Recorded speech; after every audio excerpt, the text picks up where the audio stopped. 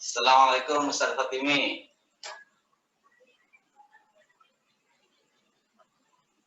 Alhamdulillah guru kita Kiai Haji Fatimi Bahri sudah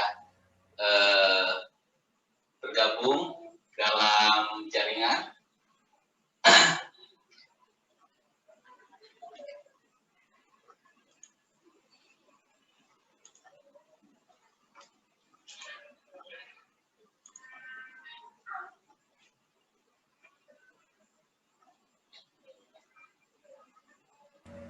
Assalamualaikum Pak Ustadz. Punten Pak Ustadz. Saya join bareng nih dari Villa Bogor Indah. Alhamdulillah, Alhamdulillah. Pasukan lumayan banyak pasukan nih Pak Ustadz. Ya, alhamdulillah.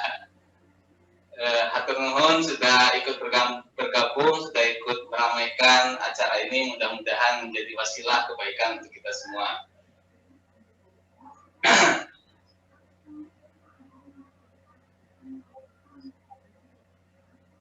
Pak Ustadz Fatimi ke mute itu kayaknya. Iya, masih di mute. Oke. Alhamdulillah. Baik, kita mulai Pak Kiai. Siap, enggak. Baik, Bismillahirrahmanirrahim. Assalamualaikum warahmatullahi wabarakatuh. Waalaikumsalam warahmatullahi wabarakatuh. Waalaikumsalam warahmatullahi wabarakatuh. Alhamdulillah rabbil alamin wa bihi nasta'inu ala umuri dunya waddin. Assalatu wassalamu ala asrofil anbiya'i wal mursalin wa ala alihi wa sahbihi ajma'in. La haula wa la quwata illa billahil aliyyil azim. Alhamdulillah, puji syukur kita panjatkan kehadirat Allah Subhanahu wa taala. Shalawat serta salam semoga selalu tercurah kepada junjungan kita Nabi Muhammad sallallahu alaihi wasallam beserta keluarganya, sahabatnya, serta seluruh pengikutnya. Mudah-mudahan kita termasuk di dalamnya. Bapak dan Ibu, saudara-saudara, hadirin, hadirat, alhamdulillah kita dapat berkumpul kembali untuk edisi ke-6 kalau tidak salah ya. Terima kasih kepada guru kita Kiai Fatimi Bahri yang telah berkenan meluangkan waktunya untuk untuk memberikan pencerahan terkait dengan bahasan kita, kitab Riyadhus Shalihin. Terima kasih kami ucapkan juga kepada hadirin sekalian atas kerjasama dan partisipasinya dalam kegiatan hari ini. Pak Kiai, kalau tidak salah kita malam ini masih di bab taubat ya Pak Kiai. Ya, mungkin juga kita bisa kaitkan dengan kondisi hari ini, kondisi sekarang ini kita melihat pandemi masih mewabah, bahkan peaknya masih terus naik, sesuatu yang kita tidak harapkan.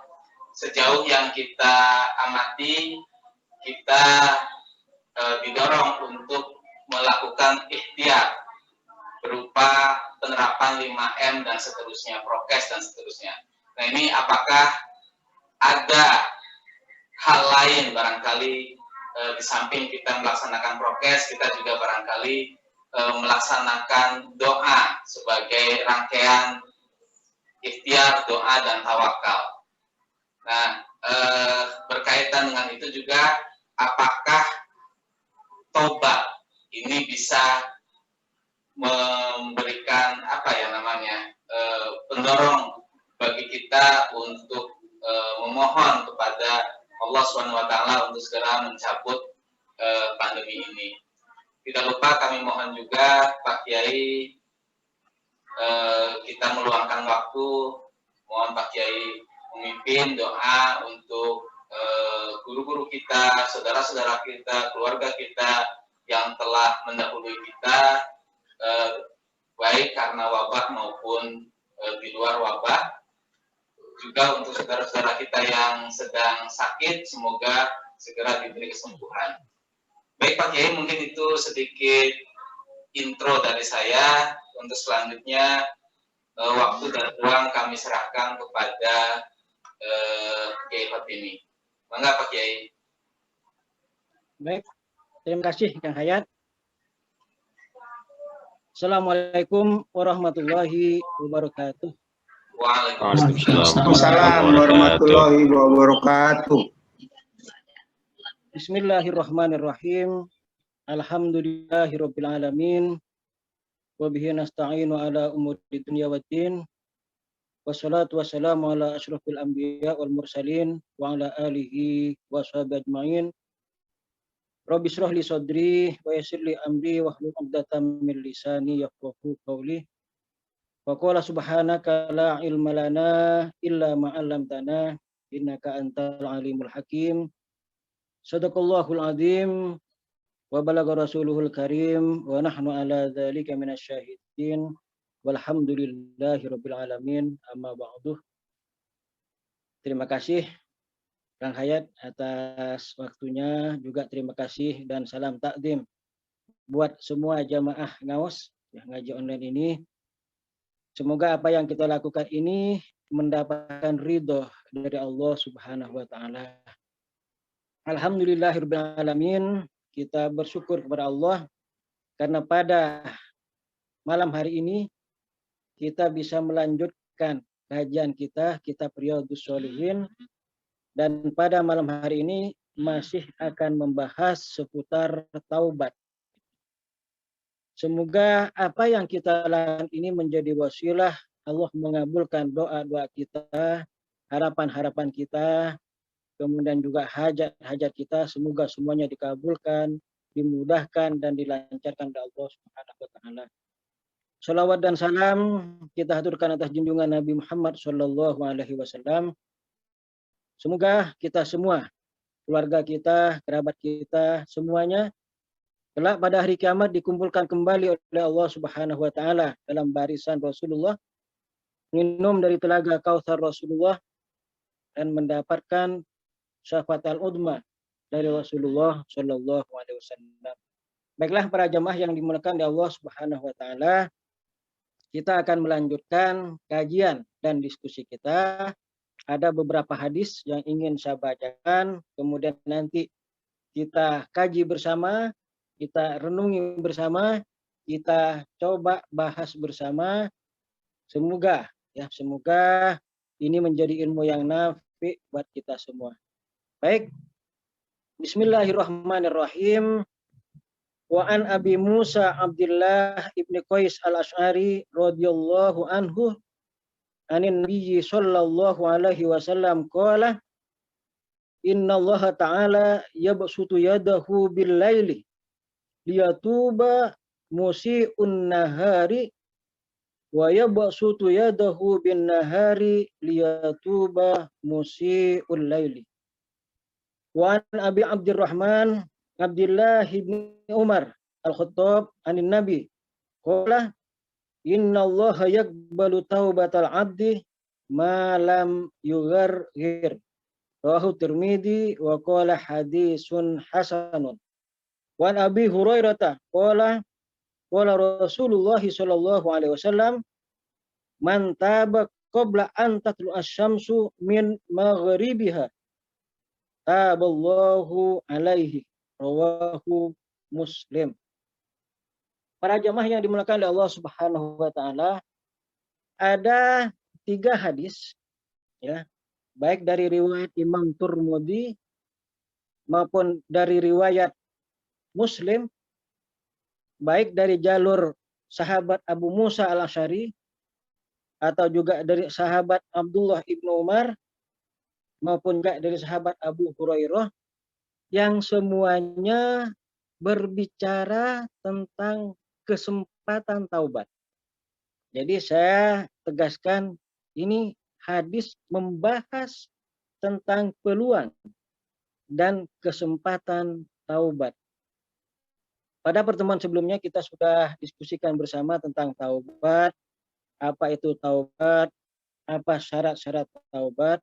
Nah, sekarang kemudian dalam hadis ini Rasul menggambarkan tentang peluang ya, bagi siapapun kita umat Rasulullah ketika kita ingin bertaubat.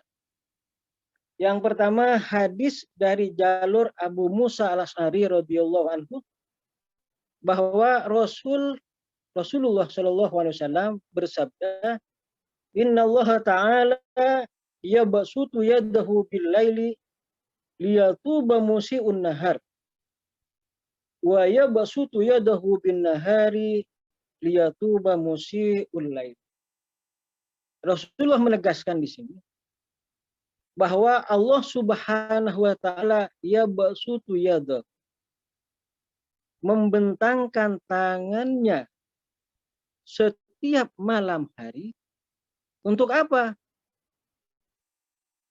Untuk menerima, menyambut dengan hangat taubatnya orang-orang yang mungkin melakukan kesalahan di siang hari. Demikian juga Allah membentangkan tangannya, menyambut dengan penuh kehangatan taubatnya orang-orang yang melakukan kesalahan-kesalahan di malam hari. Tapi yang harus kita pahami ini sebelum kita mendiskusikan lebih lanjut, bahwa ketika hadis ini menggunakan kata yabsutu yadahu, di sini tidak kita maknai dan tidak kita terjemahkan bahwa Allah punya tangan. Walaupun kemudian penjelasannya bila kait. Seakan-akan Allah membentangkan tangannya menyambut secara hangat, kemudian persepsi kita berasumsi seakan-akan sama persis ketika manusia menyambut saudaranya, sahabatnya, kerabatnya dengan membentangkan tangan. Tidak.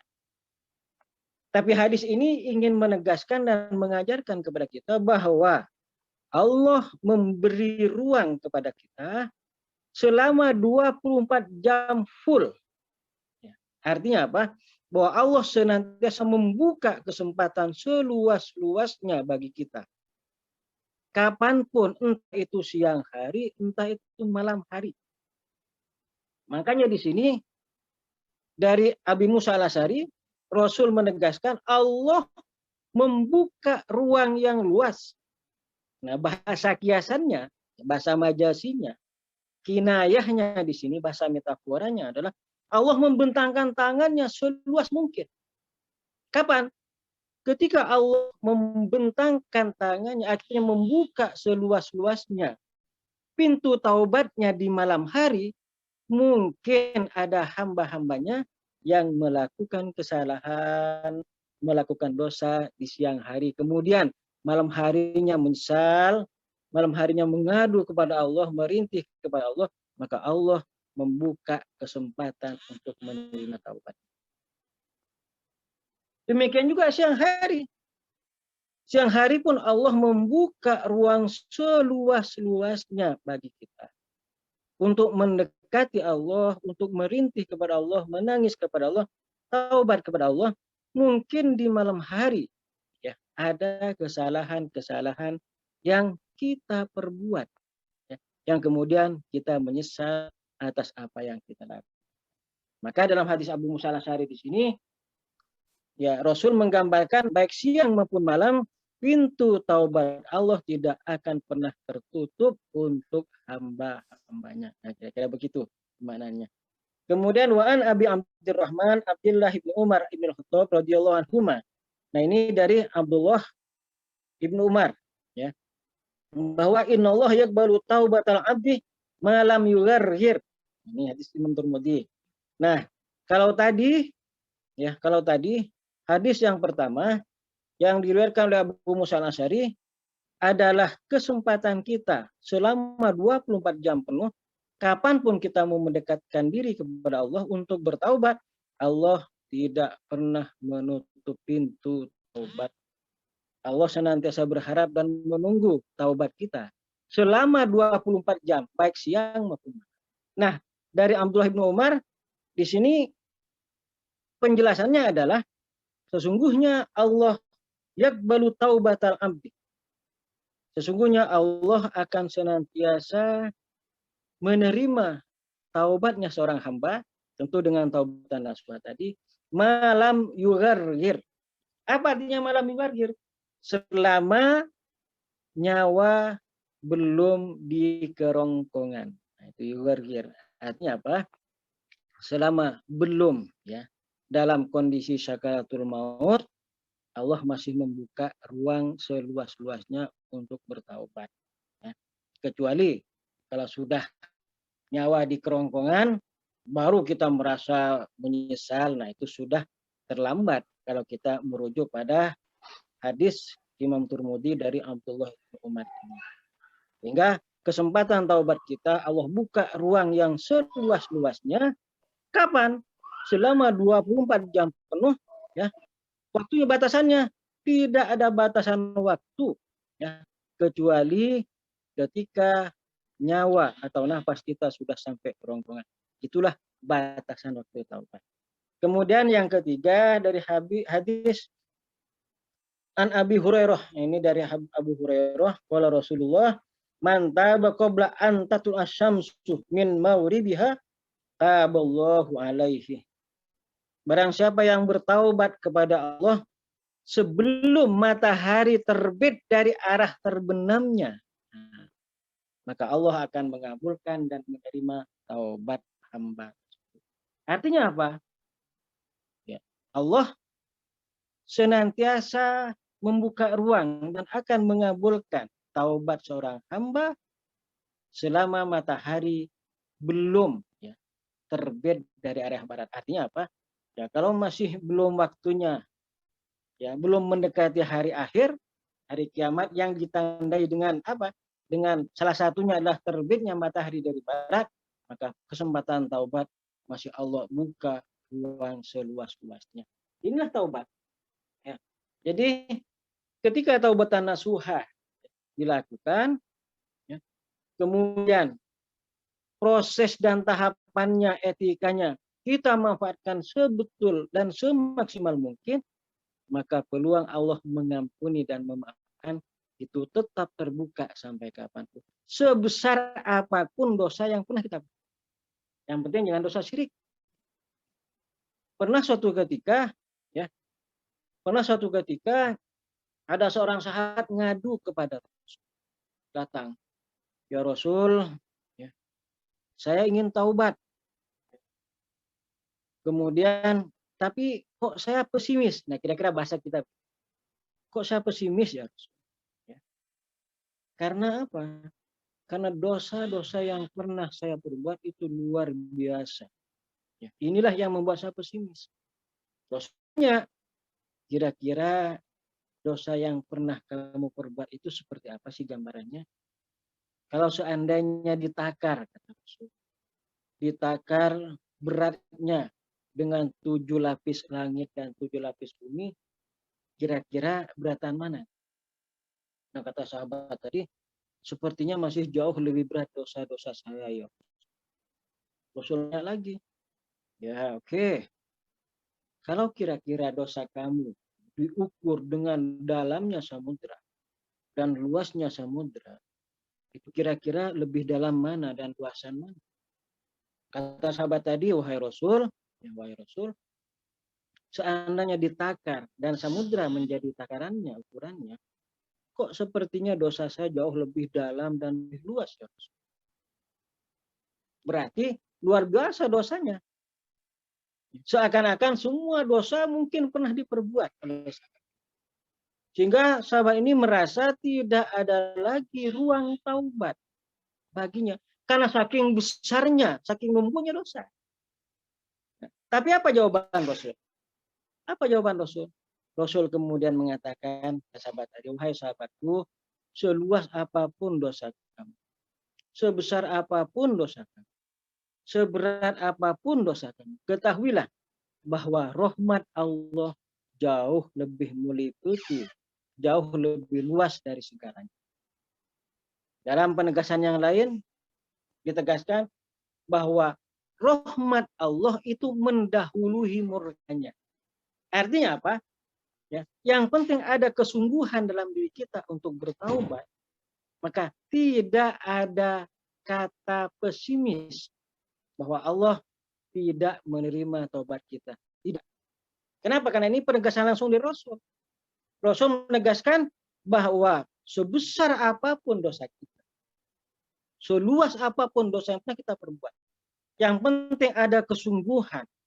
Artinya ada kriteria taubatan nasuha yang kita lakukan.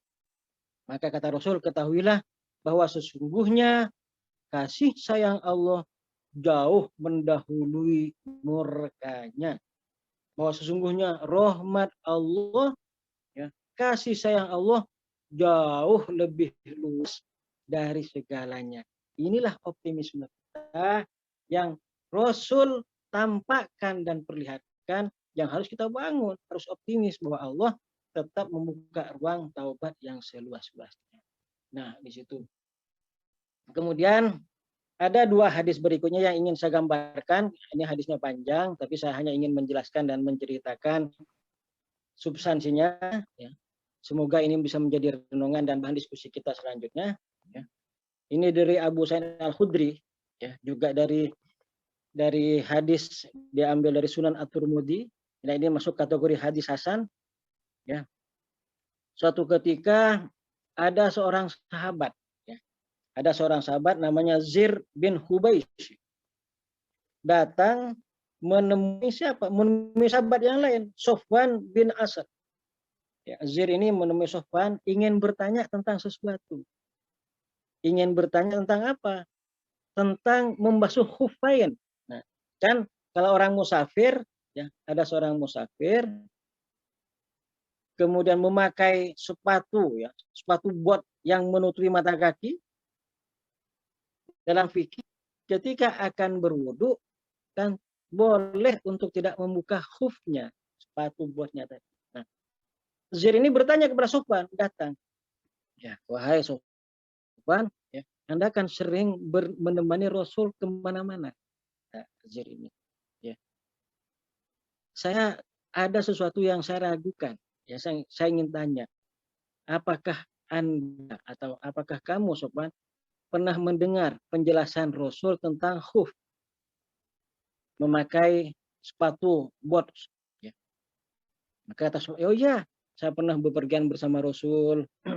Saat itu para sahabat ingin berwudu, dan bahkan dalam riwayat yang lain, Rasul ingin berwudu, kemudian ada sahabat yang membungkuk ingin membuka sepatu Rasul, khuf Rasul. Kata Rasul, nggak usah. Ya. Rasul kemudian mencontohkan berwudu, ya, dan khufnya hanya diusap dengan air atas, tidak perlu dibuka selama dalam musafir, yaitu 3 hari. Nah, kemudian Zir ini bertanya lagi, Sofwan, apakah engkau pernah mendengar, ya, penjelasan lain tentang cinta dari Rasul? Tentang cinta kepada Rasul dan kepada orang-orang yang mukmin misalnya. Nah, kata Sofwan, oh iya, pernah suatu ketika dalam sebuah perjalanan, kata Sofwan, ya, ada seorang Arab Baduy datang menemui Rasul dari arah jauh, kemudian bertanya, ya Rasul, saya ingin bertanya sesuatu dengan suara yang tinggi. Nah, sahabat-sahabat lain, ya, tersinggung. Rasul juga menjawab, ya, panggilan seorang Arab Baduy, ya. Tapi karena suaranya meninggi, sahabat yang lain negur. Kata sahabat-sahabat yang lain, wahai A'rabi, Arab Baduy, coba tolong pelankan suaramu. Sebab kamu berbicara dengan Rasul, di mana kami diminta dan kami mencontohkan untuk berbicara dengan santun. Kata A'rabi, saya nggak bisa. Inilah gaya saya. Nah, apa yang kamu tanyakan, kata Rasul? Ya, kata A'rabi ini, kalau kita mencintai seorang dan orang itu orang mukmin, apa kemungkinan kita berkumpul bersamanya? Kata Rasul, ya. Ya, kalau kita mencintai seorang, ya, nanti di akhirat, ya, kita kemungkinan besar akan dikumpulkan bersama orang yang kita cintai. Yang penting apa? Basisnya sama-sama Muslim dan mukmin. Tapi bukan itu yang saya ingin sampaikan, karena cerita berikutnya adalah kata Zir tadi, Zir bin Hubais nanya, ada nggak informasi lain yang kamu dapat dari Rasul? Ada, kata Zir. Kata Sofwan, saya pernah mendengar juga dari Rasul bahwa ada sebuah pintu. Nah, ada sebuah pintu di mana ujung pintu ke pintu yang lain, kalau diukur itu sejauh sekian tahun perjalanan. Dalam riwayat 40 tahun perjalanan coba. Ya. Jadi ada sebuah pintu, ya, di mana ujung pintu ke pintu yang lain, kalau diukur itu kurang lebih sejauh 40 tahun perjalanan. Berarti begitu luar biasa luasnya pintu ini. Walaupun ini sebenarnya kata kiasan. Tapi kata Rasul apa yang ingin disampaikan oleh Rasul adalah, dan pintu itu dibuat untuk menyambut hamba-hambanya yang mau bertaubat kepada Allah. Jadi Allah pintu kiasannya, gambarannya adalah yang satu ujung ke ujung yang lain itu sejauh 40 tahun perjalanan kira-kira. Dan pintu itu sengaja dibuat ya untuk menyambut dan membuka untuk menyambut dan mempersilahkan hamba-hamba Allah yang mau bertaubat masuk ke pintu itu. Dan kata Rasul, pintu itu tidak akan pernah ditutup oleh Allah kecuali nanti pada hari kiamat. Nah, maknanya apa? Maknanya bahwa ternyata pintu taubat yang Allah siapkan buat hambanya itu luar biasa luasnya. Yang gambarannya bisa kita bayangkan. Gambarannya saja adalah ujung pintu ke ujung pintu yang lain sejauh 40 tahun perjalanan. Kan begitu luas. Yang setiap hari, setiap saat kita dipersilahkan memasuki pintu itu. Memasuki pintu taubat. Nah, kira-kira begitu. Dan pintu itu tidak akan Allah tutup kecuali nanti setelah hari kiamat. Artinya Allah tidak pernah menolak keinginan hambanya yang betul-betul ingin bertaubat dari kesalahan-kesalahan yang pernah. Satu lagi, ya, ini juga ada dalam riwayat Imam Muslim, ya. Satu lagi di hadis ini panjang hadisnya dan di beberapa kitab juga dikutip. Makanya saya ingin jelaskan substansinya sebagai bahan renungan kita, bahwa dulu ada seorang, ya, yang kerjanya maksiat. Tidak ada satu maksiat pun yang belum pernah dilakukan. Ya. Mulai dari minum minuman keras, merampok, main perempuan, termasuk minum, bahkan membunuh. Ya. Bahkan dalam catatan sejarah itu, dia sudah membunuh, dalam catatan hadis ya, dalam catatan hadis Imam Muslim bahkan, dia sudah membunuh 99 orang. Ya, bayangkan. Tapi dengan izin Allah, dia mendapatkan keinginan yang kuat untuk bertaubat. Betul-betul dia ingin taubat kepada Allah, padahal semua dosa sudah pernah dia lakukan. Bahkan membunuh pun dia sudah membunuh 99. Tapi kemauan keras untuk taubat muncul dan muncul terus bergelora. Akhirnya dia ingin mendapatkan orang yang bisa membimbing dia taubat. Ingin mendapatkan orang, ulama, tokoh, ajengan, ustadz, kiai yang bisa membimbingnya taubat. Ditunjukin, coba datang ke sana. Datanglah dia menemui seorang tokoh. Sampaikan, wahai ustadz, wahai ajengan, saya ingin taubat. Dosa saya sudah luar biasa besarnya, semua dosa pernah saya lakukan. Tapi saya ingin taubat. Ya. Oleh karena itu butuh pembimbing yang bisa membimbing saya untuk taubat. Ditanya, coba, kamu dosa apa saja yang sudah kamu lakukan? Disebutkan, ini sudah saya lakukan, ini pernah saya lakukan, ini pernah saya lakukan. Bahkan membunuh saya sudah 99 orang. Nah, kata tokoh tadi, waduh, terlalu berat dosa. Sepertinya Allah sudah tidak akan bisa menerima taubat kamu lagi. Ya, mendingan kamu pergi deh dari sini. Kata Ustadz tadi, ya. Akhirnya apa? Kata orang tadi, ya sudah, ya, daripada saya tidak mendapatkan pintu taubat, ya sudah kepalang, kata orang, sudah kepalang, sudah 99 orang yang saya bunuh, ya sudah, Ustadz menjadi yang ke-100-nya, dibunuh Ustadz itu. Ya. Tapi keinginan taubatnya betul-betul, ya tidak menghalangi gelora dia untuk taubat, betul-betul datang pada orang, minta petunjuk, dia sampaikan, saya sudah melakukan dosa ini. Tapi saya ingin taubat, betul-betul ingin taubat. Saya ingin berhenti dari dunia. Nah, Ustadz ini lebih bijak. Ustadz ini arif. Kata Ustadz yang didatangi lagi, ya, Kalau yang tadi kan dibunuh sekalian, dijangkepin jadi 100. Nah, kata Ustadz yang ini, kok bisa? Allah itu maha pengasih, maha penyayang. Allah itu tawwab. Allah itu ghafar, ghafur. Nama-nama yang menggambarkan begitu luasnya ampunan taubatnya. Tapi saya tidak bisa membimbing kamu. Ada orang yang lebih berhak dan lebih bisa membimbing kamu untuk taubat. Saya hanya bisa menunjukkan jalan kepadamu. Oh, semangat itu. Ya. Semangat karena taubatnya keinginan taubatnya kuat. Kata Ustadz yang ditemui bisa, tapi kamu harus datang kepada orang lain yang lebih bisa membimbing kamu. Saya hanya bisa menunjukkan semangat. Baik Ustadz, tunjukkan di mana tempatnya. Akhirnya tunjukkan, kamu datanglah ke tempat.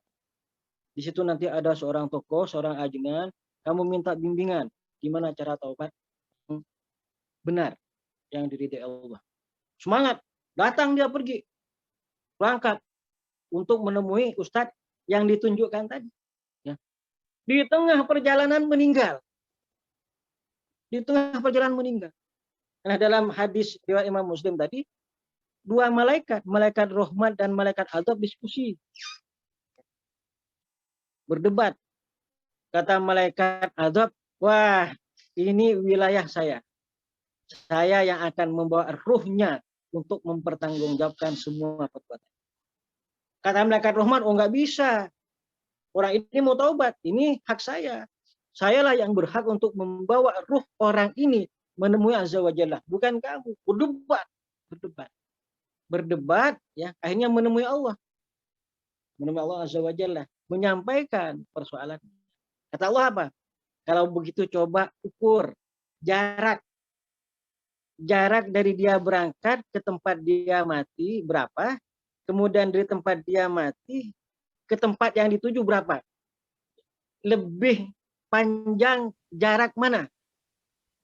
Diukur. Ternyata jarak berangkat dari berangkat sampai orang tadi mati itu lebih panjang 1 jengkal, ya, dari jarak dia mati ke tempat yang dituju.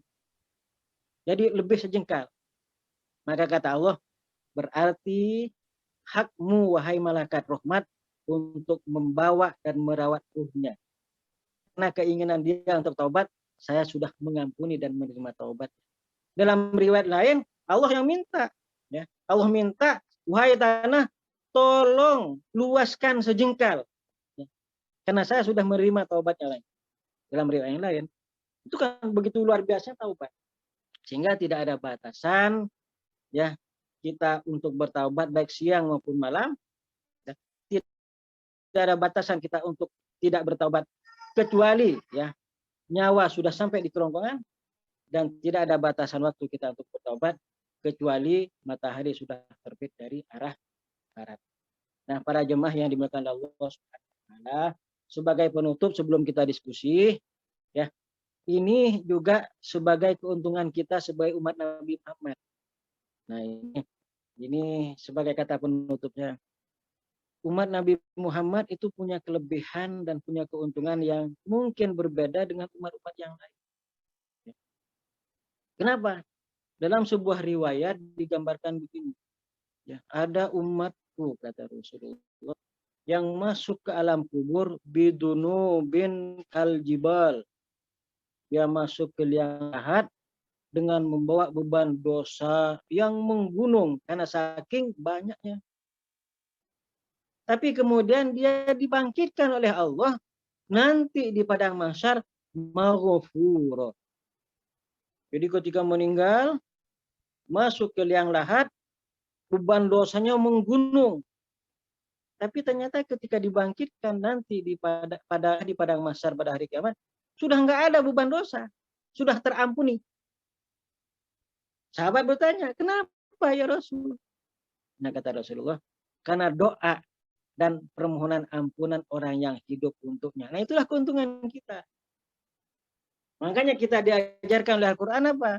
Rabbana ighfir lana wa li ikhwanina alladziina sabaquna bil iman wa la taj'al fi qulubina ghillan lil ladziina amanu rabbana innaka ra'ufur rahim. Ya Allah, ampunilah kami dan orang-orang yang sudah mendahului kami. Jadi kita diajarkan oleh Al-Quran ya, untuk saling memohonkan ampun, terutama terhadap orang-orang yang sudah mendahului kita. Itulah keuntungannya. Jadi seandainya ada orang yang sudah meninggal, masuk ke liang lahat, masih mungkin untuk mendapatkan ampunan Allah. Walaupun dia sudah meninggal. Dari mana? Mungkin ada anaknya, mungkin ada kerabatnya, mungkin ada temannya yang mendoakan dan memohonkan ampun. Itulah kelebihan umat Nabi Muhammad. Oh ternyata nggak ada. Anaknya mungkin nggak punya anak. Kerabatnya lupa. Teman-temannya lupa, nggak pernah mendoakan. Nggak pernah memohonkan ampun. Tapi kita tidak perlu pesimis. Kenapa? Karena setiap hari Jumat, paling tidak di khutbah Jumat yang kedua, secara rutin kita dimintakan ampun. Termasuk yang sudah meninggal. Makanya kan khutbah kedua, khotib senantiasa menyampaikan, Allahumma ufir lil muslimina wal muslimat, wal mu'minina wal mu'minat, al-ahya'i minhum wal amwat. Ampunilah ya Allah, muslim, muslimat, mukmin, mukminat, baik yang masih hidup maupun yang sudah meninggal. Senantiasa taubat dan ampunan itu senantiasa terpanjatkan, baik secara langsung oleh kita maupun oleh orang-orang di luar kita. Baik dalam konteks memohonkan ampun secara langsung, kita menziarahinya atau mendoakannya setelah sholat, atau dalam konteks permohonan ampun secara tidak langsung yang dibaca di setiap khutbah-khutbah Jumat. Artinya apa? Ternyata umat Nabi Muhammad untuk bertaubat kepada Allah tetap terbuka sampai kapanpun, sampai matahari terbit. Secara individu kita tidak kita tidak bisa lagi bertaubat kalau napas sudah di kerongkongan, sudah sakatul maut. Tapi secara komunal ada peluang ampunan dari Allah karena permohonan dan doa orang-orang yang masih hidup yang senantiasa mendoakan kita. Baik secara langsung dengan menziarahinya, dengan haul misalnya, atau secara tidak langsung dalam khutbah-khutbah Jumat maupun doa-doa lain yang dipanjatkan oleh kaum muslimin maupun muslimat yang secara rutin disampaikan untuk saudara-saudaranya al-ahya minhum wal amwat. Nah, termasuk di era pandemi ini, ya, satu hal ya, memang semua ujian akan terjadi dengan izin Allah. Ma asaba min musibatin illa biidznillah. Dalam At-Taghabun ayat 11. Tidak ada sesuatu yang terjadi di dunia ini tanpa izin Allah. Apa itu mau konspirasi lah, mau rekayasa lah, kalau Allah tidak mengizinkan, tidak pernah terjadi. Tapi kalau Allah mengizinkan, terjadi. Apapun latar belakangnya. Ya. Tapi dalam surat At-Taghabun tadi disebutkan, "Wa yu'min billah yahdi qalbah." Dan orang-orang yang yakin dan beriman kepada Allah, Allah akan memberikan petunjuk ke dalam hatinya. Artinya apa? Di antara bentuk keyakinan yang ditanamkan adalah bahwa kesadaran bagi kita semua untuk taubat kepada Allah, karena mungkin beban dosa-dosa itu yang dengannya Allah menguji, memang belum mengadab, karena adab nanti di akhirat. Tapi paling tidak dengan berbagai hal yang kita lakukan, Allah mengingatkan kita. Maka inilah peluang kita untuk kita semakin meningkatkan keimanan dan mendekatkan diri kepada Allah, sekaligus sebagai media kita untuk bertaubat kepada Allah atas hal-hal yang selama ini kita lalai kepadanya. Semoga kesadaran ini, khudu ini menjadi wasilah Allah mengangkat pandemi ini dari seluruh umat Islam maupun seluruh dunia dimanapun berada, sehingga kehidupan kembali normal dan kita menjalani kehidupan kembali sebagaimana yang pernah kita lakukan dan kita alami. Saya kira itu, semoga bermanfaat dan menjadi ilmu yang nafi. Mohon maaf kalau ada kesalahan dan kekurangan. Dan setelah ini mari kita lanjutkan dengan diskusi, tanya jawab, sharing ya. Semoga ini menjadi penambah renungan dan wawasan kita menjadi ilmu yang nafi yang bisa kita amalkan dalam kehidupan kita sehari-hari. Wallahumma muwaffiq ila aqwamit thoriq. Assalamualaikum warahmatullahi wabarakatuh. Waalaikumsalam. Alhamdulillah. Warahmatullahi wabarakatuh. Alhamdulillah tadi paparan dari kiai kita, guru kita, Kiai Bakri terkait dengan taubat, kemudian juga dikaitkan dengan kondisi kita saat ini. Mudah-mudahan taubat kita dapat menggugah atau sebagai wasilah permintaan kita kepada Allah Subhanahu wa taala untuk segera mengangkat pandemi ini dari muka bumi. Maka kepada Bapak dan Ibu hadirin hadirat untuk sharing atau diskusi tentang topik kita. Maka Bapak Ibu dipersilahkan bisa langsung atau bisa melalui chat.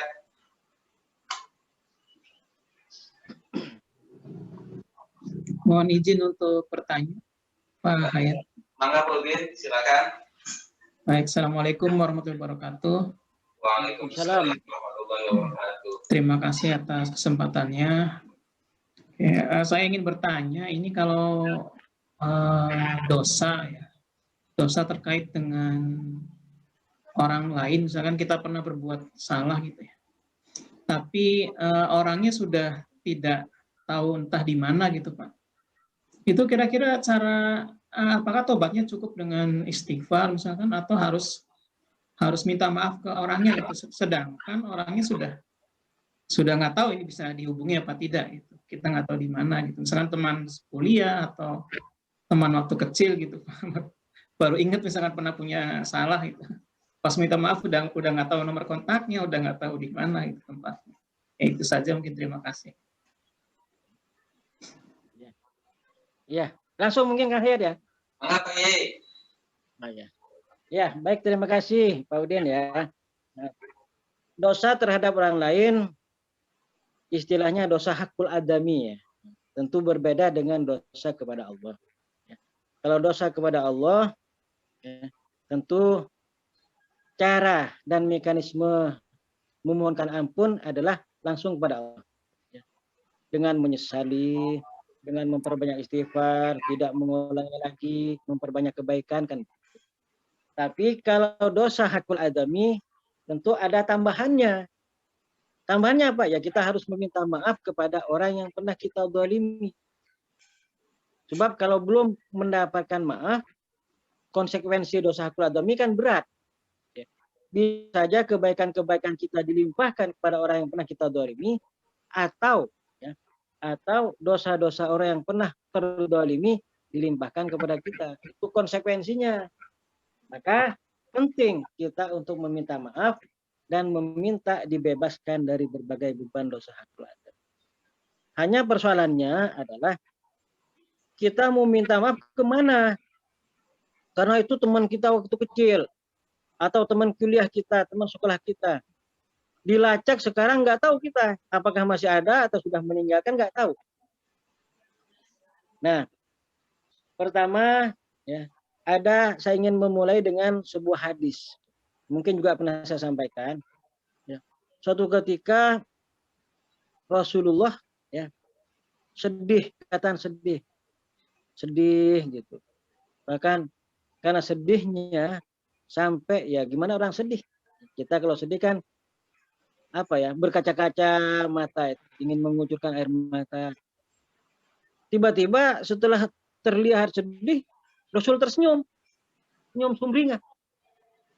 Nah, kelihatan oleh sahabat Umar bin Khattab, Sayyidina Umar. Ya. Sayyidina Umar nanya, penasaran kan? Ya Rasul, tadi engkau terlihat sedih. Kok tiba-tiba sumringah? Ada apa ya Rasul? Rasul kemudian menceritakan, baru saja Jibril datang kepadaku dan menceritakan sebuah gambaran bahwa di antara umatku ada yang silang pendapat di mahsyar. Berdebat. Ya. Kenapa? Karena yang satu merasa terdolimi oleh yang lain. Maka yang terdolimi menggugat keadilan. Ya, menggugat keadilan. Ternyata dengan rahmat Allah, Allah kemudian memperlihatkan gambaran surga kepada keduanya. Ya. Allah perlihatkan surga yang begitu mewah dan luar biasa. Ya. Kemudian kata Allah kepada orang yang bersengketa, coba angkat muka wajahmu, lihat apa yang ada di atasmu. Ternyata kan surga. Nah, kata orang tadi, ya Allah, kami melihat ya ada sebuah istana yang begitu megah dan luar biasanya. Kira-kira diperuntukkan untuk siapa? Allah nanya, balik nanya. Yo, kira-kira ini bahasa kita ya, caranya untuk mempermudah gambarannya. Ayo coba, menurut kalian kira-kira untuk siapa itu istana yang begitu indah dan megah itu? Nah, kata orang tadi, mungkin untuk para nabi ya Allah. Oh, bukan. Mungkin untuk para rasul ya Allah. Bukan. Kemudian kata Allah, untuk siapa saja yang bisa menebusnya. Untuk siapa saja yang bisa menebusnya. Kemudian orang tadi, ya Allah, sepertinya seandainya semua kekayaan yang ada di bumi, di langit, dikumpulkan. 7 lapis bumi, 7 lapis langit. Semua harta kekayaan yang tersimpan dalam dikumpulkan menjadi satu, ternyata kemungkinan tidak akan mampu ya Allah untuk menebus istana yang begitu megah tadi. Nah, kata Allah apa? Oh, bisa. Siapapun bisa mendapatkan istana yang megah itu. Asal ada keinginan untuk membelinya, untuk menebusnya. Kata hamba tadi, dengan cara apa ya Allah kita bisa menebus istana yang begitu megah? Kata Allah, dengan cara memaafkan saudaramu yang pernah berbuat zalim waktu masih hidup di dunia. Kata orang tadi, yang tadinya menuntut dan menggugat, kalau begitu ya Allah, saat ini juga saya sudah ampuni dia, saya bebaskan dia dari semua dosa-dosa keluarga. Kemudian kata Allah apa? Kalau begitu gandeng tangan saudaramu, masuklah kalian berdua ke dalam istana yang begitu megah. Nah, para ahli hadis kemudian mencoba ya, mengkaji dan menganalisa hadis ini. Maka kemudian beberapa ahli hadis menyimpulkan begini, Pak Udin. Ya. Kalau ada orang yang kita merasa sudah pernah berbuat zalim, pernah mengambil haknya, ya. Padahal kita sudah nggak tahu dia di mana, entah sudah meninggal atau mungkin alamatnya nggak kita ketahui. Pertama, ya, menurut penjelasan para ahli hadis dan para fuqaha, pertama, ya, kita tetap harus punya keinginan kuat untuk meminta maaf dan menyesali apa yang kita lakukan. Yang kedua, kita berusaha mencari. Kalau memang memungkinkan terus kita bantu. Yang ketiga, kita berbuat baik, kita niatkan sebagai kafaroh untuk ya kita niatkan untuk orang yang pernah kita zalimi. Jadi kita niatkan apa yang kita lakukan ini kafaroh kita kepada Allah. Ya, misalnya kita kirimi Fatihah, kita doakan dia, kita bersedekah atas namanya sambil memohon kepada Allah, ya Allah, Engkau Maha tahu apa yang hamba harapkan dan niatkan.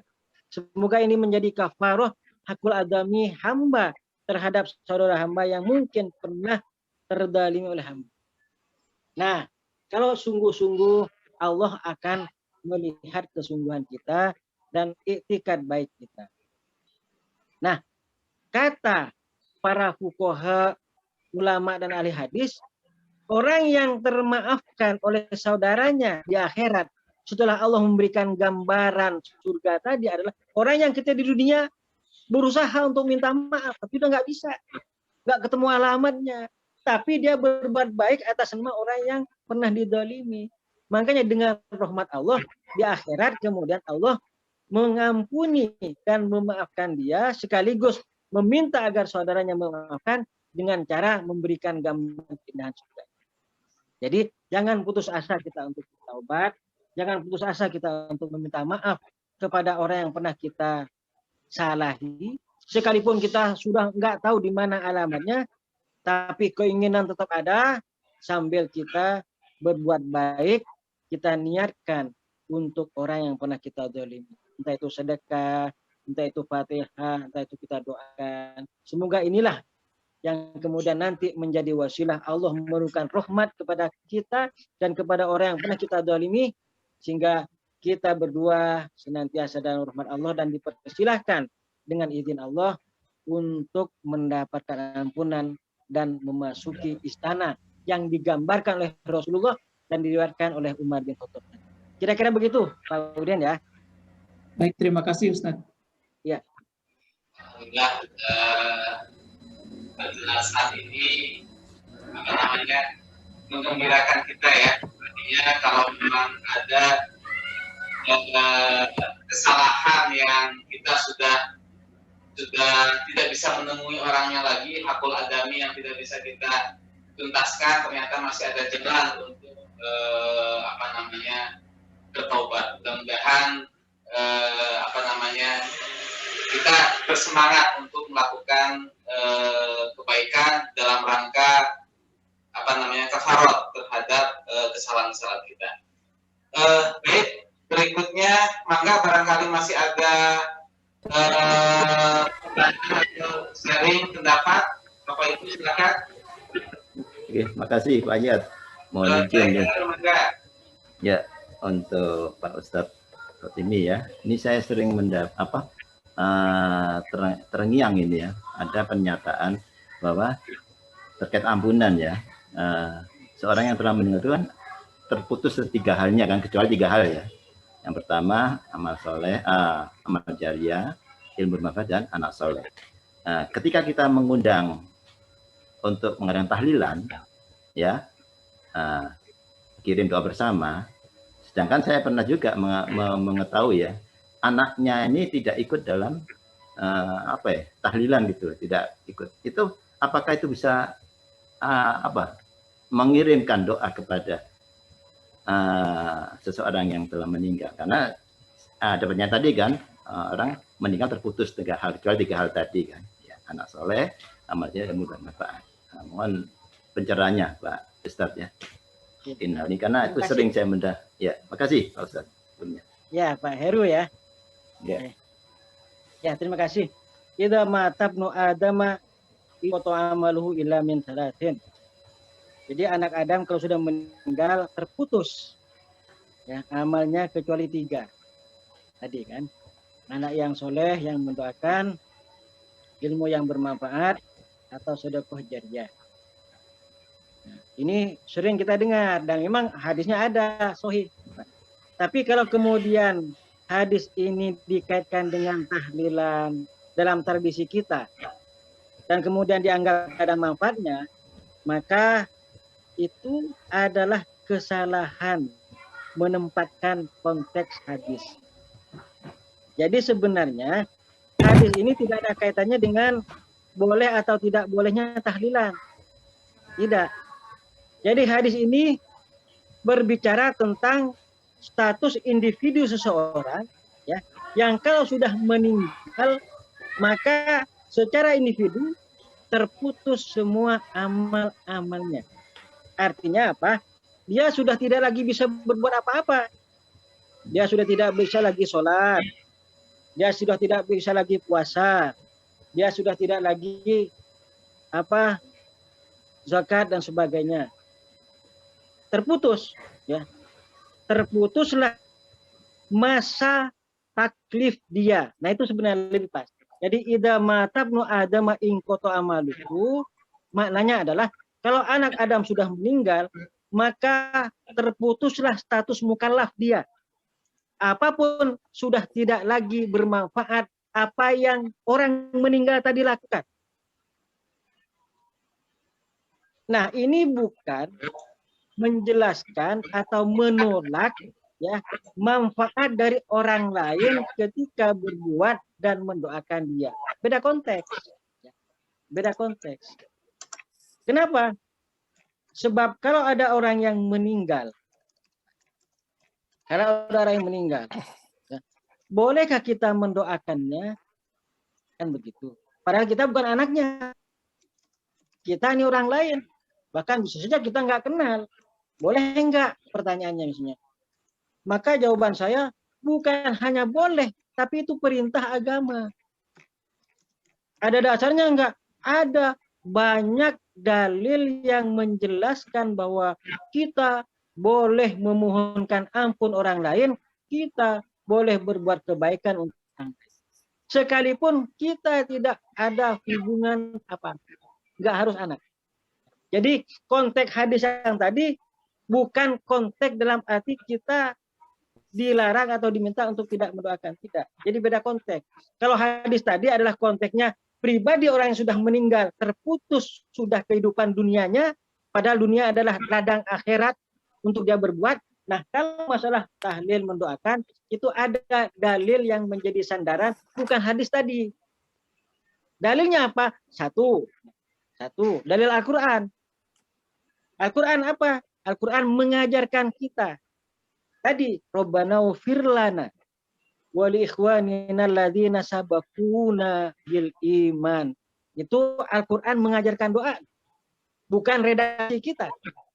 Yang artinya apa? Kata Al-Quran, berdoalah kalian. Nah, kira-kira begitu. Rabbana ufir lana, ya Allah ampunilah kami semua ini. Dan orang-orang yang sudah mendahului kami, yang seiman. Walikhwanina ladina sabaquna bil iman, dan orang-orang yang sudah mendahului kami yang seiman, doakan. Itu perintah Al-Quran. Kenal tidak kenal, Al-Quran perintahkan doakan. Yang penting beriman, mendahului kita sudah meninggal sekian tahun, doakan. Berarti mendoakan orang lain ada dalam Al-Quran dan dasarnya. Dan itu kita lakukan baik terhadap orang yang kita kenal maupun tidak kenal. Karena redaksi Qurannya sabaquna bil iman. Orang-orang banyak sabaquna jamak yang sudah mendahului kita. Tuh.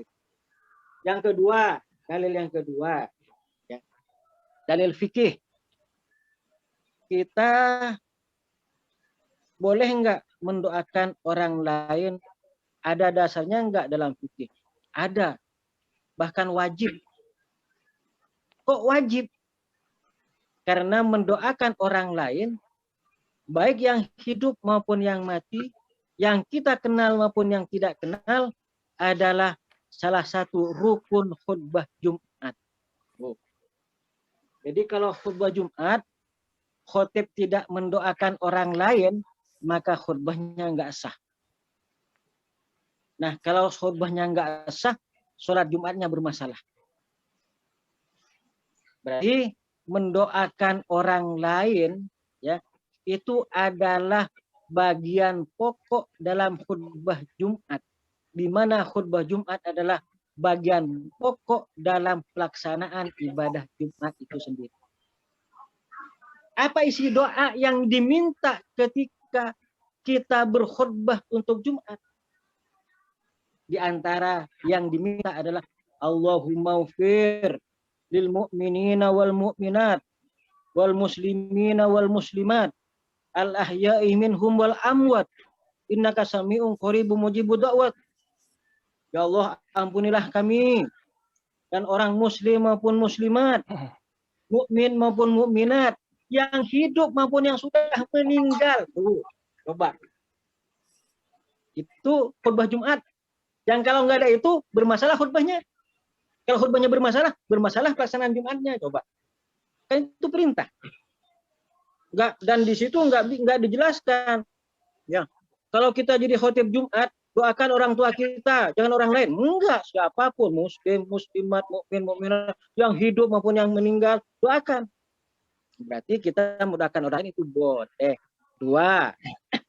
Yang ketiga, ya, di antara fardu kifayah, kalau ada yang meninggal, ya, yang meninggal itu adalah sholat, kan, memandikan, mengkafani, menguburkan, dan sholat sebelum kubur. Itu fardu kifayah. Kalau nggak ada itu, dosa kita. Nah sekarang pertanyaannya, sholat jenazah isinya apa? Sholat jenazah beda dengan sholat biasa. Nggak pakai ruku, nggak pakai sujud. Iya kan?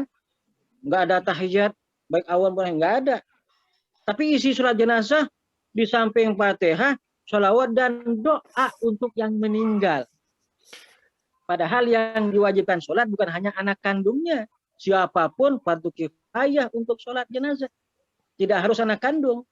Dan isi sholat jenazah adalah doa untuk yang meninggal. Nah berarti mendoakan orang yang meninggal siapapun dia, tidak harus anak, itu adalah bagian dari agama. Ya tapi kan itu sholat jenazah Pak Ustaz. Kan ada di depan kita. Bahkan mungkin itu tetangga kita, sehingga kita tahu kalau itu yang kita doakan tetangga. Enggak juga. Nabi mengajarkan sholat gaib. Ada yang meninggal, enggak kita kenal. Sebagai muslim, muslimat, kita juga dianjurkan untuk mendoakan dan nyolatin. Walaupun enggak kenal. Maka kita juga diajarkan sholat gaib. Atau kalau kita ke Mekah, Pak, kita ke Mekah dan ke Madinah, itu setiap 5 waktu, itu ada sholat jenazah. Ya, setiap waktu ada sholat jenazah dan tidak disebutkan namanya, nggak disebutkan. Yang pasti kita imam takbir sholat jenazah, kita takbir, kita doakan siapa yang dimaksud, ya jenazah-jenazah yang dihadirkan di masjid, mau kenal mau tidak kenal, apakah itu orang tua kita, anak kita, saudara kita, nggak peduli, siapapun kita doakan karena itu perintah agama. Dan itu terjadinya di Mekah dan Madinah setiap waktu.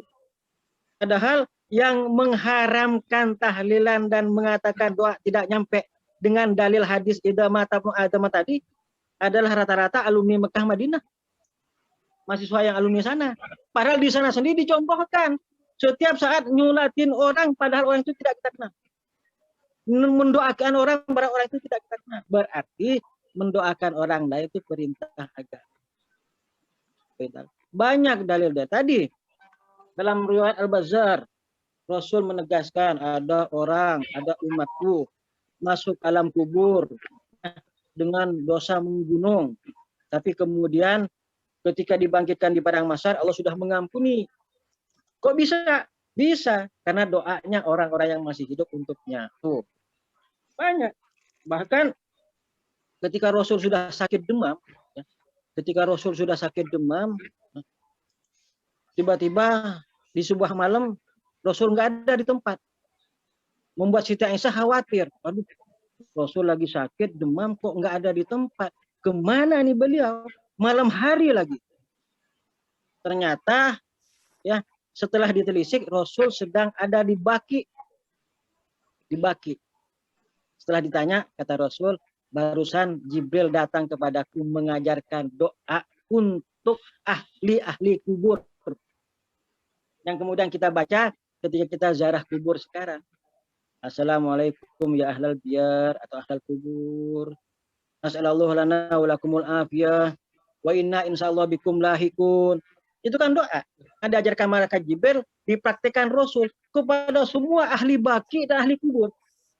Baik yang semasa dengan Rasul, mungkin orang-orang yang mengikuti millah Ibrahim dan tidak semasa dengan Rasul. Didoakan semuanya yang bertahlul baki. Yang berarti mendoakan orang lain itu ada dasarnya. Tapi kalau idza mata ibnu Adam in qata amaluhu, itu adalah hadis sahih, benar hadis, tapi konteksnya adalah bagi individu-individu mukallaf, bahwa kalau sudah meninggal dia bukan lagi mukallaf, sudah terputus semua perbuatan-perbuatan mukallaf dia yang sebelumnya ketika dia lakukan bisa berdampak pada bertambahnya amalan maupun terampuninya dosa. Itu. Nah, tapi kita alhamdulillah perintah mendoakan, kemudian idkhalus surur, perintah idkhalus surur, membesarkan hati orang yang berduka, ya, itu kemudian dikemas di kita. Dikemas menjadi tradisi tahlilan. Kita bersyukur dengan kreativitas para ulama pendahulu, ya, yang mengemas ajaran untuk saling mendoakan, mengemas ajaran untuk idkhal surur kepada orang yang berduka, karena kata Rasul, ibadah yang paling utama adalah membesarkan hati orang yang sedang berduka, termasuk orang yang meninggal oleh kerabatnya. Maka semua aktivitas perintah ini kemudian dikemas menjadi satu, menjadilah aktivitas yang diberi judul tahlilan. Kira-kira begitu, gambar. Kira-kira begitu, Pak. Ya, makasih Pak Ustadz. Alhamdulillah pencerahannya. Terima kasih, Kiai. Terima kasih Pak Heru. Ini yang bertanya dan menjawab sama-sama dari Madura ini. Oh gitu. Ketemu Tretan ini. Engki. Madura swasta tapi kayaknya ini yang bertanya. Baik, Pak Kiai, ini ada dua pertanyaan Pak Kiai. Yang pertama dari Pak Farid, beliau bertanya terkait tentang istilah atau ajakan untuk kembali kepada Al-Quran dan Al-Hadis. Nah, bagaimana dengan kegiatan kita sehari-hari yang barangkali tidak ada kaitannya atau tidak ada cantolannya terhadap Al-Quran dan Hadis itu Pak Kiai. Bagaimana kita menyikapi ini? Yang kedua Pak Kiai dari Pak Guritno. Assalamualaikum Pak Kiai, izin bertanya atau mohon pencerahannya terkait dengan insya Allah sebentar lagi kita akan memasuki bulan Dzulhijjah. Mohon dipaparkan keutamaan awal bulan Dzulhijjah, mungkin terkait dengan puasa dan lain sebagainya. Itu dua pertanyaan dulu Pak Kiai, mohon penjelasannya. Terima kasih. Ya, terima kasih. Ya, yang pertama, jargon kembali ke Quran dan hadis.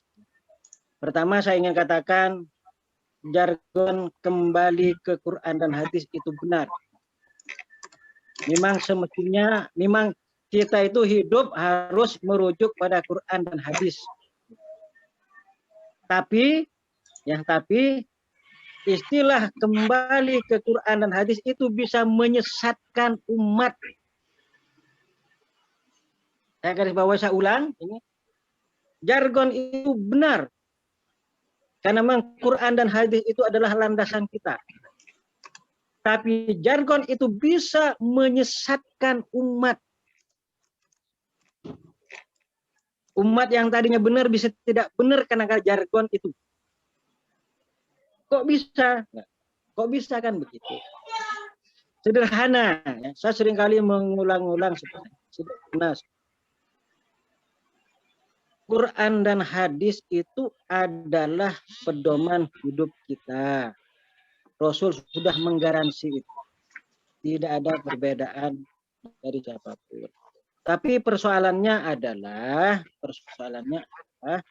ya, Al-Quran dan hadis itu pedoman hidup yang tidak semuanya ayat maupun hadisnya itu berbentuk ayat-ayat hukum.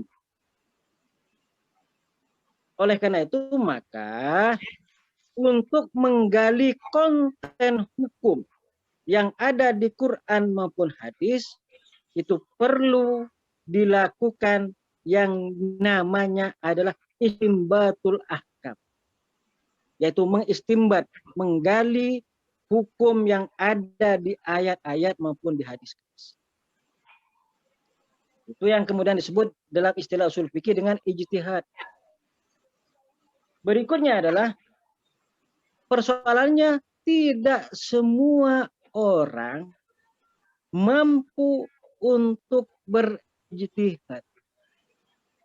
Untuk bisa menggali hukum yang ada di Quran saja, itu tidak cukup hanya berbekal ilmu nahwu dan ilmu sorof. Minimal ada 14 cabang keilmuan, atau belasan lah ya, tepatnya belasan cabang keilmuan yang harus dimiliki, baru kita bisa menggali dan paham konten hukum dalam ayat. Jadi nahwu dan sorof saja nggak cukup. Kurang alim gimana Imam Nawawi yang punya kitab Riyadhus Shalihin yang malam ini kita kaji. Kurang alim gimana? Kurang warok gimana? Kurang mumpuni gimana? Tapi beliau mengatakan, saya bukan mujtahid. Dalam fikih saya tetap ikut ijtihadnya Imam Syafi'i. Ini ada orang-orang yang mentang-mentang, ya. Kadang ilmu nahunya saja masih belepotan. Ya. Sorobnya aja nggak jelas. Bacanya terjemahan. Sudah berfatwa, ini haram, ini bid'ah.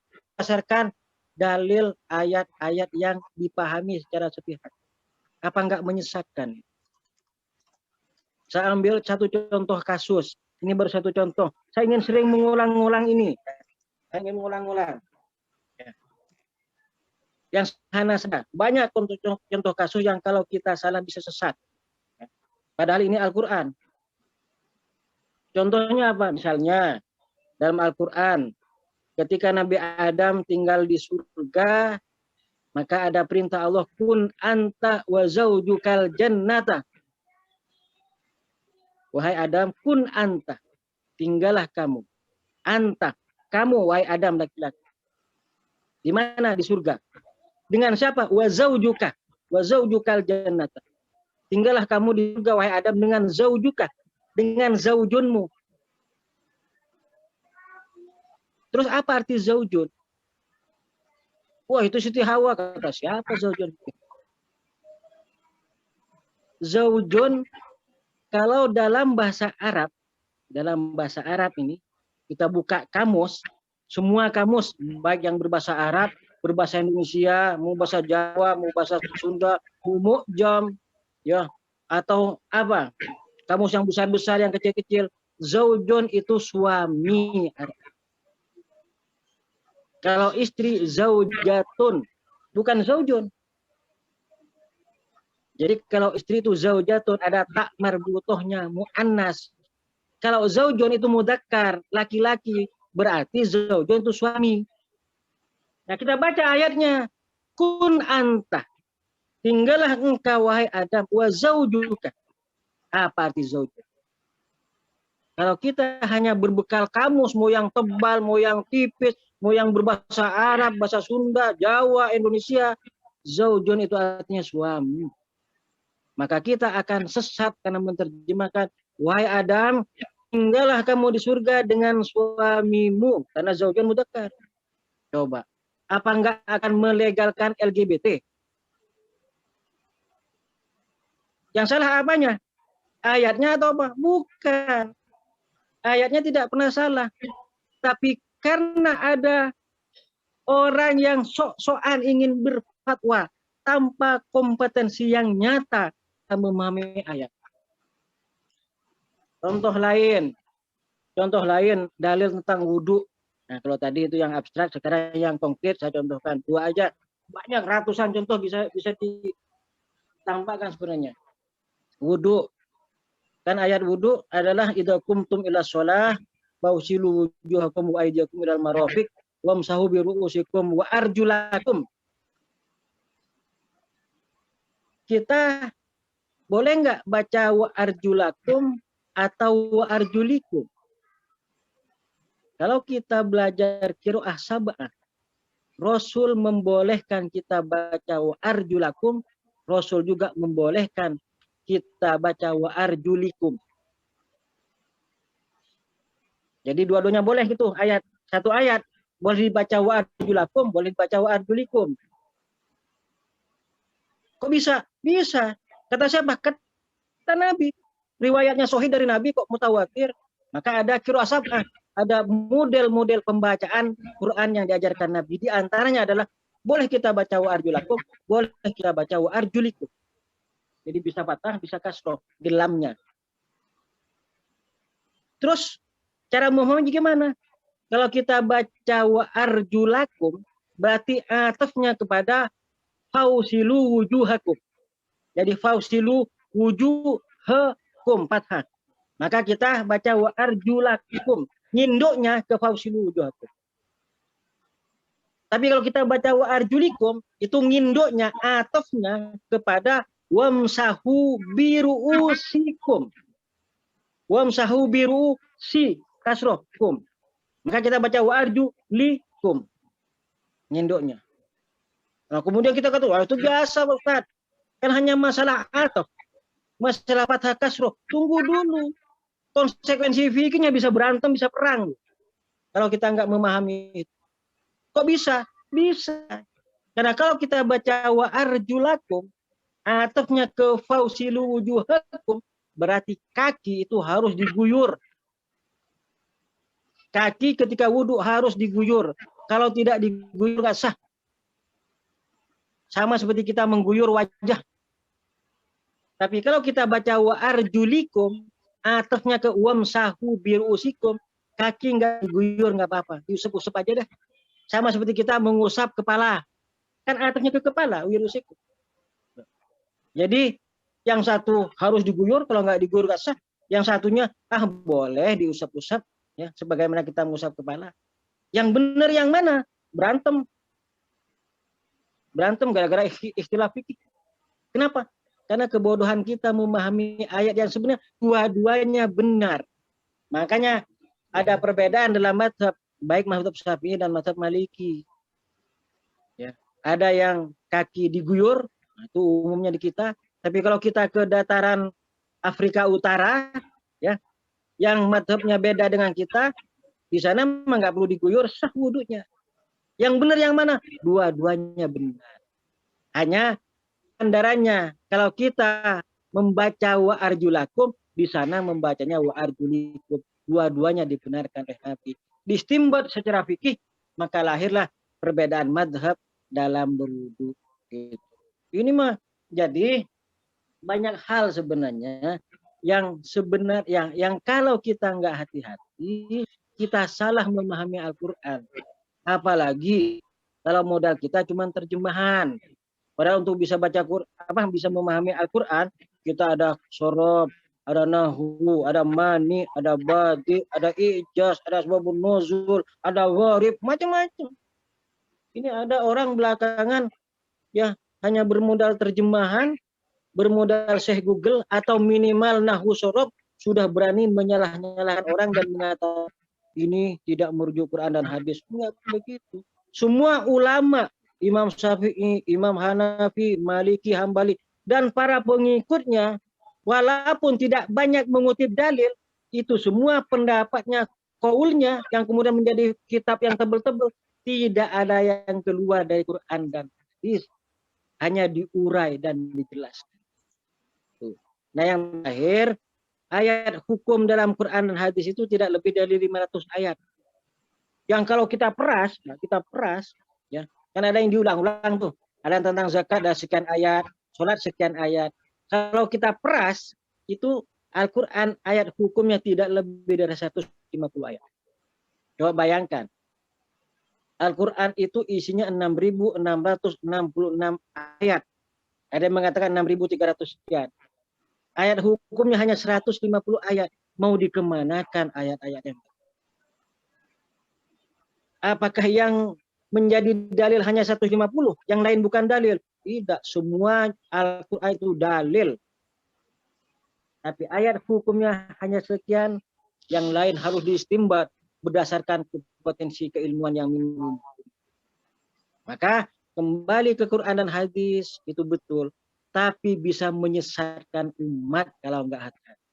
Bahkan dipakai untuk mengkafir-kafirkan dan membid'ahkan umat oleh segolongan orang yang cara berpikirnya dangkal.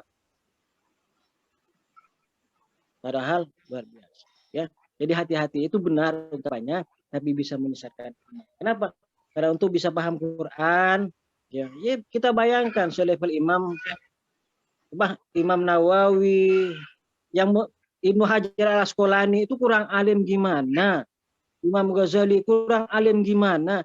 Tapi masih mengatakan saya tidak bisa berijtihad sama si ikut Imam Syafi'i. Ada yang mengatakan Ibnu Qudamah sama si ikut Imam Hambali. Jadi sekali lagi benar kembali, tapi itu dipakai oleh kelompok tertentu hanya untuk mengkafir-kafirkan dan membid'ah-bid'ahkan oleh orang yang berbeda dengannya. Maka saya katakan ini jargon benar tapi bisa menyesatkan. Yang kedua tadi apa, Kang Hayat? terkait ini Pak Yai, apa namanya, insya Allah mungkin besok kita sudah masuk Oh iya ya. Dzulhijjah. Ya, betul benar. Ya. Nah, ada Al-Qur'an ya, surat wal fajri walayalin ashr. Demi fajar dan demi 10 kan malam walayalin ashr.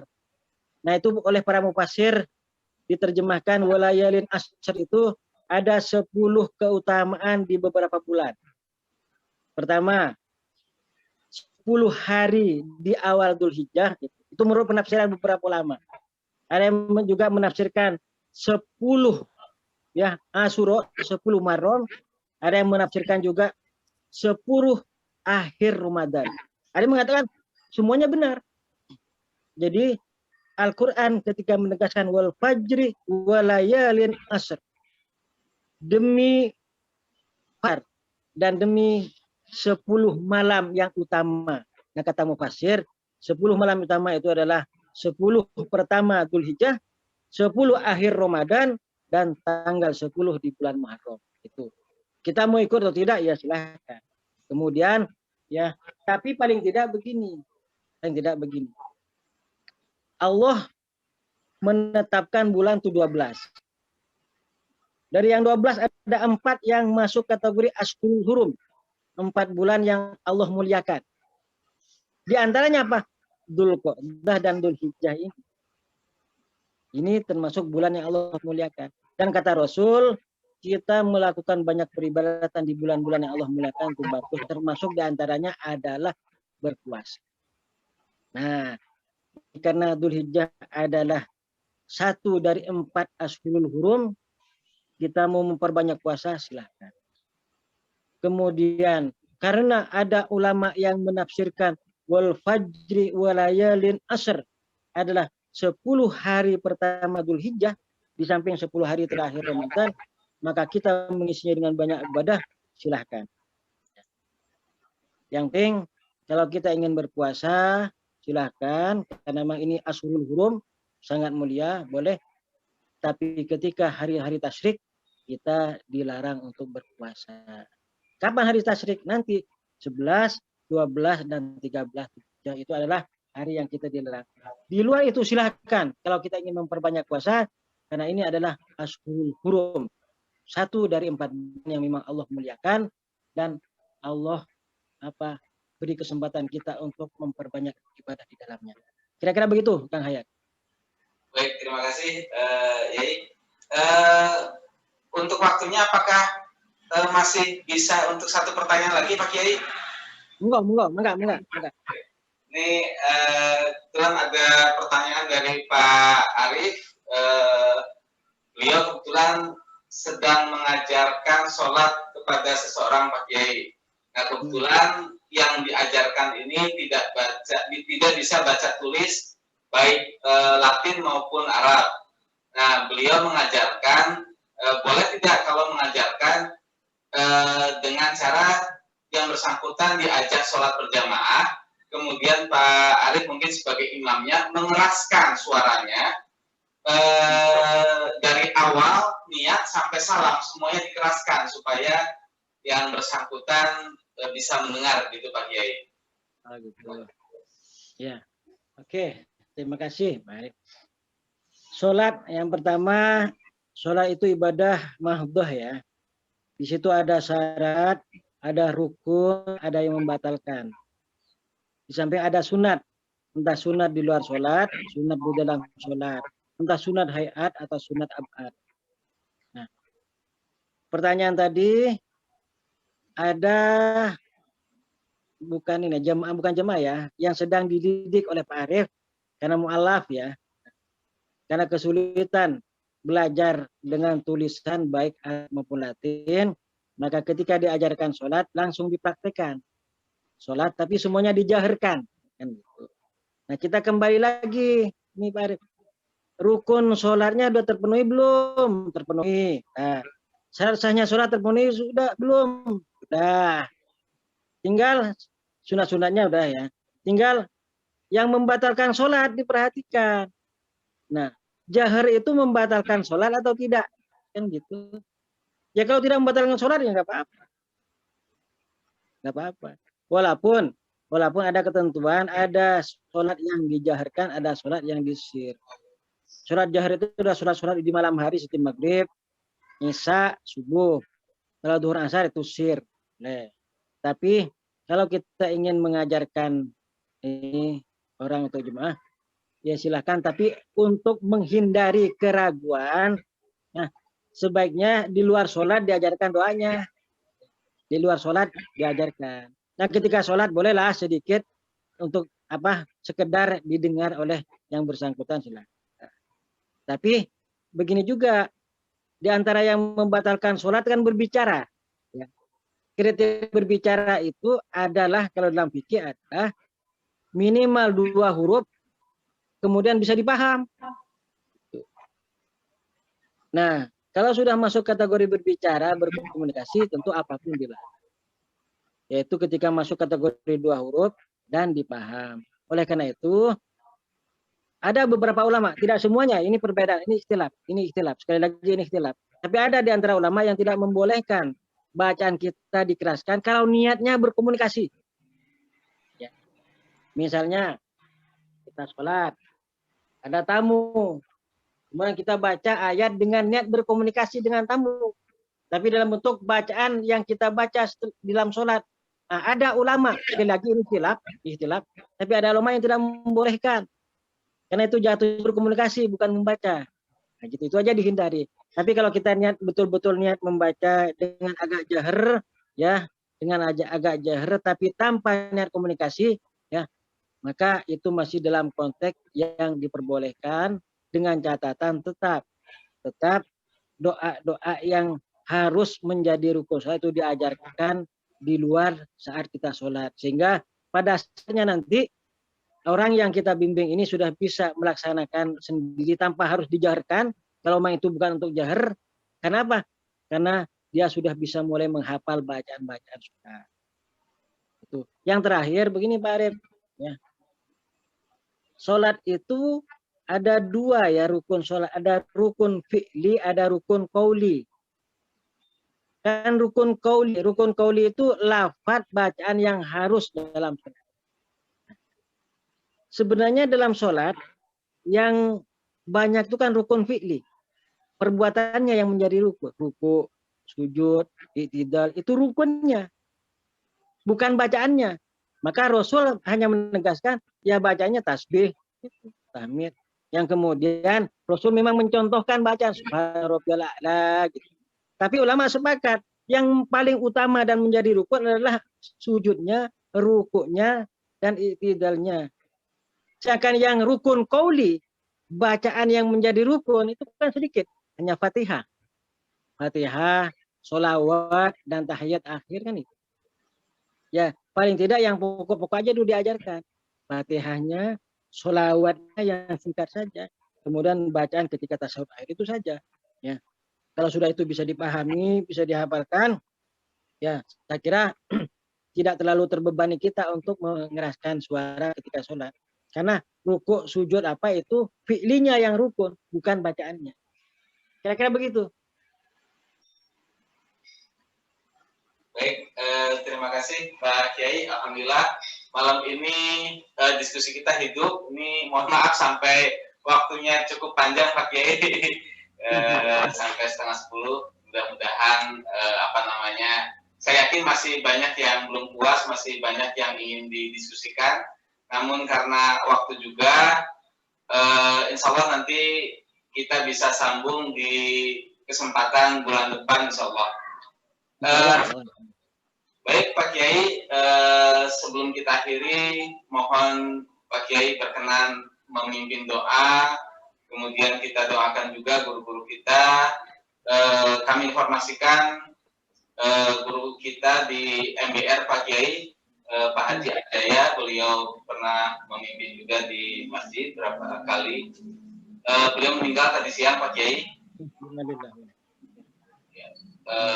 Mudah-mudahan beliau diterima iman Islamnya, diampuni segala dosanya dan diterima di sisi Allah Subhanahu wa taala. mohon doa dari Pak Kiai untuk guru-guru kita, saudara-saudara kita, baik yang sudah meninggal maupun yang sedang sakit saat ini, semoga segera diberi kesembuhan. Mangga Pak Kiai. Terima kasih Kang Hayat. Sebelumnya ya saya mohon maaf kalau ada kesalahan dalam pengajian ini. Salah sikap, salah ucap, mungkin juga salah penjelasan, mangga dikoreksi, diluruskan kembali. Dan kalau ada yang kita bisa amalkan ya, sebagai ilmu, kita berharap semoga ini menjadi ilmu yang nafi, bisa kita amalkan dalam kehidupan kita sehari-hari, dan insya Allah ya setiap kita berdiskusi, insya Allah kita juga senantiasa merujuk pada kitab-kitab mu'tabaroh ya, yang ditulis oleh ulama-ulama yang keilmuannya nyambung sanadnya sampai ke Rasulullah.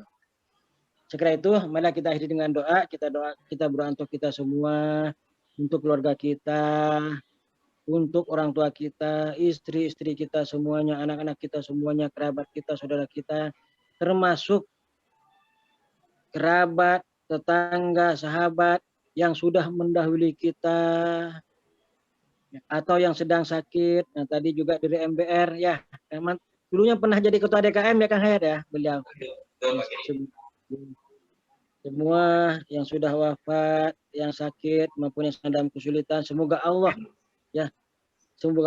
senantiasa menganugerahi kita semua yang kita doakan tadi dengan rahmatnya, barokahnya, hidayahnya, inayahnya, bimbingannya, kemudahan, kelancaran, kesehatan, ampunan, rahmat, dan barokah. Ala hadin ya, bila ajli hadin ya, walaina walaihim, jami'ah, wa ila hadratin nabi, wa alihi ashabihi, wa ila hadrati jami' awliya'il kauni ajmain, wal ulama il amni sholihin, susun semua ulama yang kitabnya kita baca. Al-Fatihah. Alhamdulillah alamin arrahmanir rahim maliki yaumiddin iyyaka na'budu wa iyyaka nasta'in ihdinas siratal mustaqim siratal ladzina an'amta 'alaihim ghairil maghdubi 'alaihim waladdallin. Allahumma shalli ala sayyidina Muhammad wa ala ali sayyidina Muhammad wa sallim radhiyallahu ta'ala an sadatina ashabi Rasulillah ajmain. Bismillahirrahmanirrahim. Alhamdulillahirabbil alamin. Hamdan yuwafi ni'amahu wa yukafi mazidah. Ya Rabbana lakal hamdu kama yanbaghi li jalali wajhikal karim wa 'azimi sultanik. Allahumma shalli ala sayyidina Muhammadin al-Fatih lima ulik wal khatimi lima sabaq. Nasiril haqqi bil haqqi wal hadi ila siratikal mustaqim. Wa ala alihi haqqa qadrihi wa miqdarihil azim. Allahumma wafir warham wa barik lana wa liwalidayna wa lizawjatina wa lidurriyatina ajma'in wa li jami'i ikhwanina wa jami'il muslimina wal muslimat wal mu'minina wal mu'minat al-ahya'i minhum wal amwat, khususan li asatidatina masyayikhina wa muallimina jami'a, innaka antas sami'ul alim. Allahumma qadi haijana, Allahumma hasil maqasidana, Allahumma taqabbal du'aana birahmatika ya arhamar rahimin.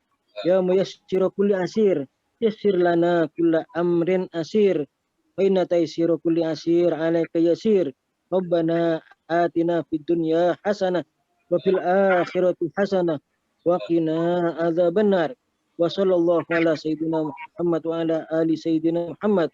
Subhana rabbika rabbil izzati amma yasifun wa salamun alal mursalin walhamdulillahi rabbil alamin.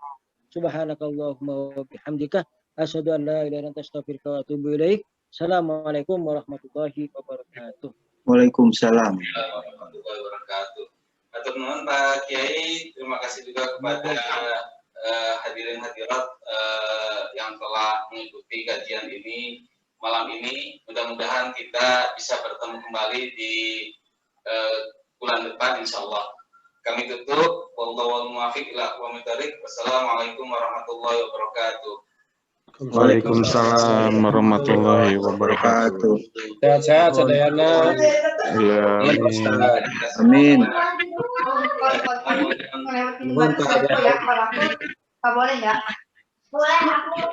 Tapi jangan terlalu dekat. Yes. Tapi nggak terlalu dekat loh, Ja.